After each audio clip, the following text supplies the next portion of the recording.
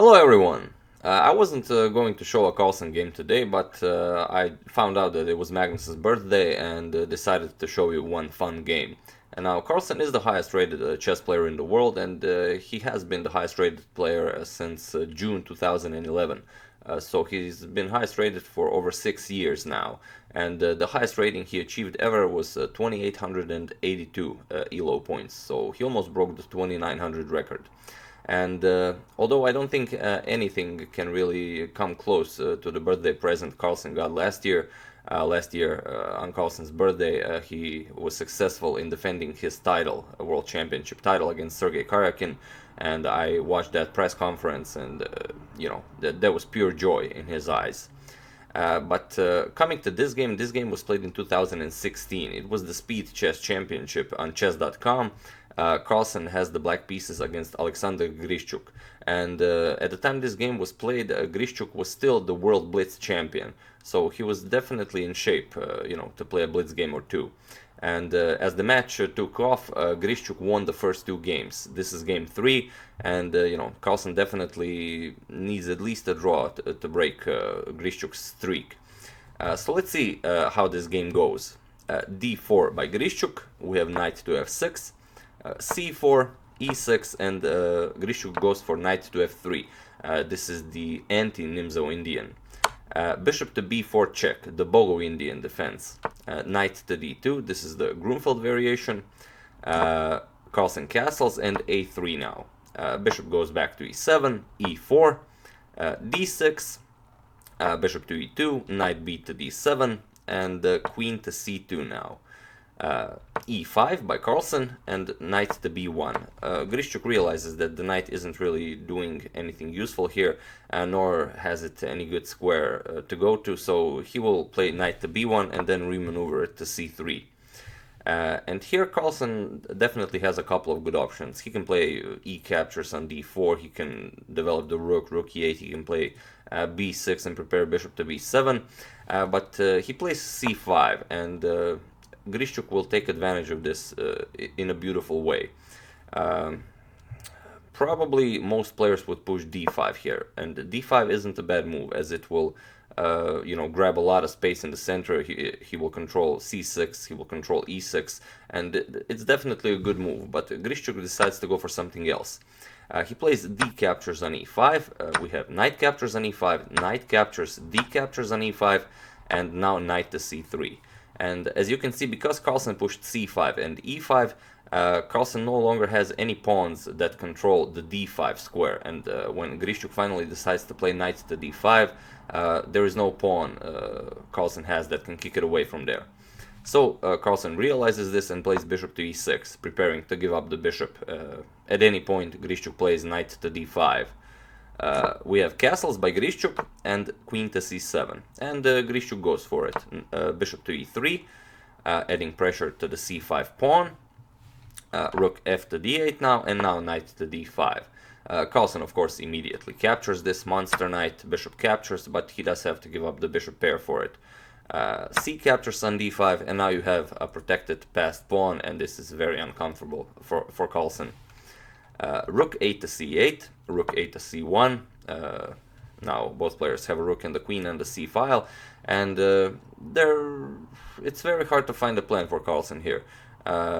Grischuk is really piling up on the c5 pawn, and if you want to defend it with a move like b6, then you get bishop a6 attacking the rook, rook moves, and after f3, Grischuk will have so much space here that he controls, and it will just be an easier game for him. For a world blitz champion, I'm pretty sure that's enough for a win. So after rook 8 to c1, Carlsen decided to play knight to e8. Which is a good idea. The knight is coming to d6, from there he will also pressure e4 and c4, but this allows Grischuk to win a pawn immediately. Bishop to g4 now, attacking the rook, and there is no way to block this. Carlsen has to move the rook, rook b8, and now Grischuk simply captures the pawn. Bishop captures on c5, and a lot of players would probably play bishop captures on c5 here, leaving the queens on the board as you are down a pawn, but not Carlsen. Carlsen plays queen captures on c5, and he goes straight into the endgame being a pawn down. Queen captures, bishop captures, and rook captures. Knight to d6, okay, Carlsen does have this beautiful square for the knight, now threatening e4, f3 by Grischuk, and now if you look at this position, Grischuk is up a pawn, he's preparing to play rook f to c1, doubling up on the c file, and this bishop on g4 is controlling c8, so Carlsen can never contest Grischuk for the c file. So being up a pawn and being in such a better position, this is completely winning for Grischuk. So it should be only a matter of time before he gets his third win in the match. G6 by Carlsen, preparing moves like f5 or maybe h5, depending on what Grischuk plays. H4, we have f5, e captures on f5, g captures on f5, and bishop to h3.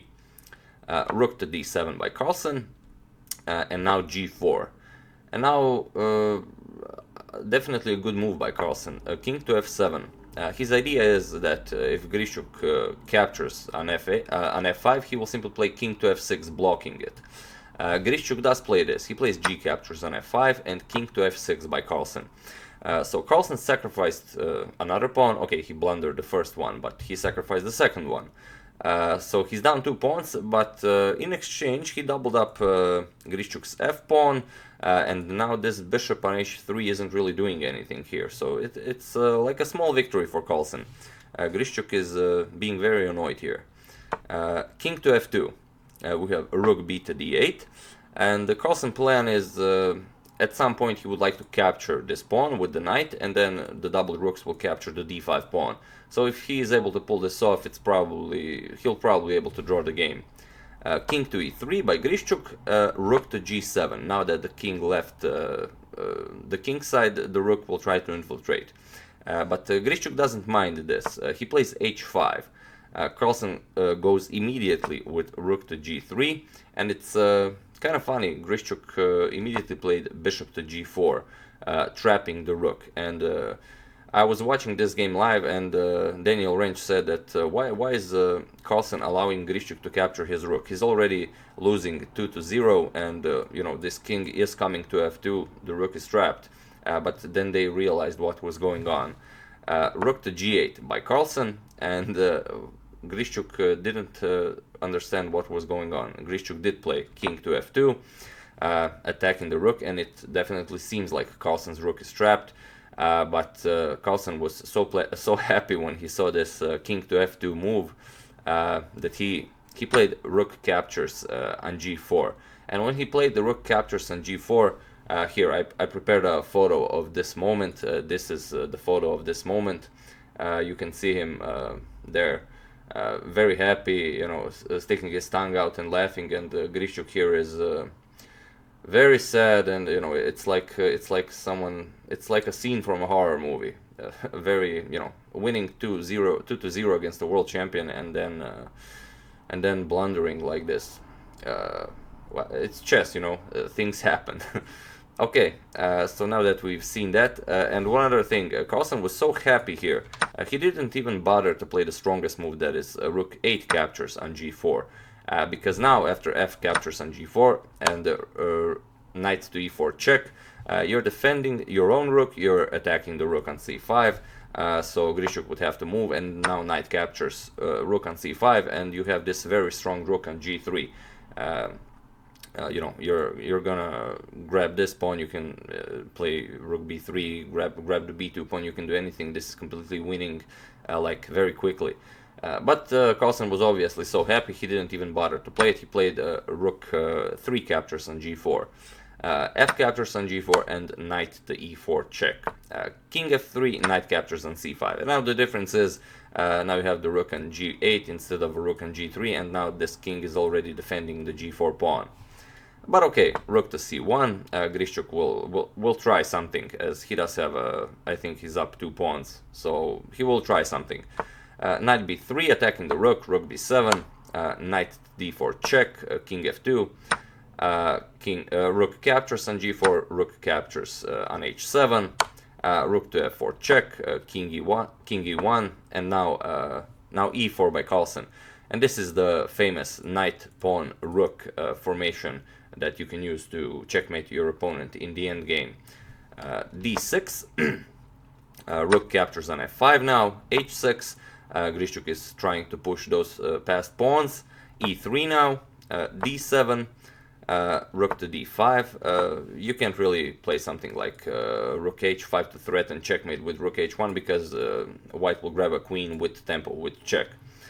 So rook d5, stopping the pawn. Now rook g7, knight f5, attacking the rook. Now Grischuk promotes to a queen with check. Rook captures, and now rook captures on b7. Knight captures on h6, rook captures on a7, and now knight to f5.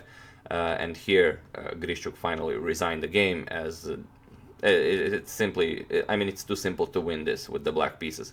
I'll just show one line, for example, b4. If he were to push his passed pawns, then rook to d2, completely cutting away the king from the game. And after a couple of checks, for example, rook a8, knight d4, now the knight is threatening to come to f3 and also to c2 with check. And like I said, after a couple of checks, the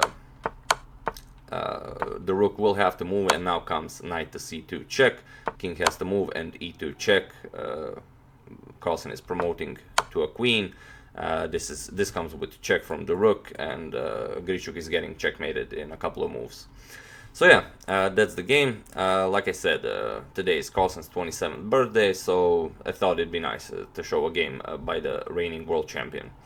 So yeah, that's the game. I do hope you enjoyed it. I would like to thank an unknown person, Nelson Grulon, Vesa Nikila, Mendel Jacobs, and Leandro de Queiroz Viana Braga for a contribution to my channel. And Leandro said he only contributed because of my comment, the chess threesome. So thanks, sir. I'm glad you enjoyed that. So yeah, as usual, you can check all my previous videos here. Thank you all for watching, and I will see you soon.